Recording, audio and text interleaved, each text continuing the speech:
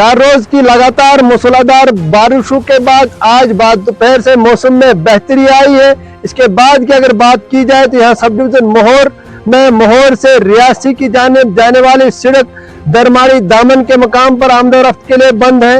मोहर से गूल जाने वाले सड़क दगनटाप के मकाम पर बर्फबारी के बाद जो है आमदोरफ्त के लिए बंद हो गई है। मोहर से गुलाबगढ़ की जानिब जाने वाली PMJ सड़क पर भी कहीं एक मकामात पर पसिया व पत्थर गिर आए हैं, जिसकी वजह से ये सड़क भी आमदो रफ्त के लिए बंद है। इसके बाद अगर बात की जाए तो कहीं एक इलाकों से लोगों ने शिकायत की है कि उनकी राबता सड़कें बंद हो चुकी है और दीगर जो मुश्किलात है वो भी जो है इस मूसलाधार बारिशों के बाद पेश आई है।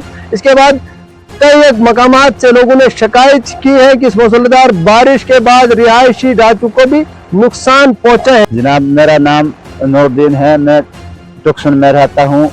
जनाब, मैंने 5-6 रोज आज 2-4 दिन हो गया बारिश चल रही है, तो इस वजह से मेरा ये मकान गिर गया।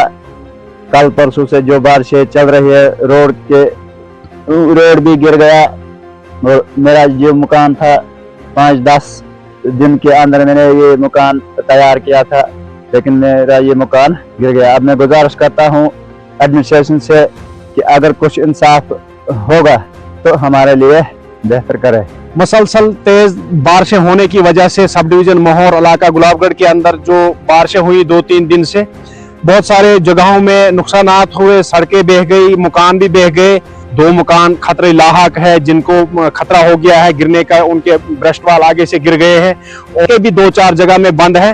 तो मैं एडमिनिस्ट्रेशन से गुजारिश करूंगा कि और इन लोगों से भी गुजारिश करूंगा जिनका नुकसान हुआ है वो कंसर्न पुलिस स्टेशन में जाकर, चौकियों में जाकर अपनी FIR रजिस्टर करवाने के बाद एडमिनिस्ट्रेशन मोहर से राब्ता करें और जिनका रिहेबिलिटेशन के तहत जो मुआवजा बनेगा उन लोगों को हम मदद करवाएंगे दिलाने में।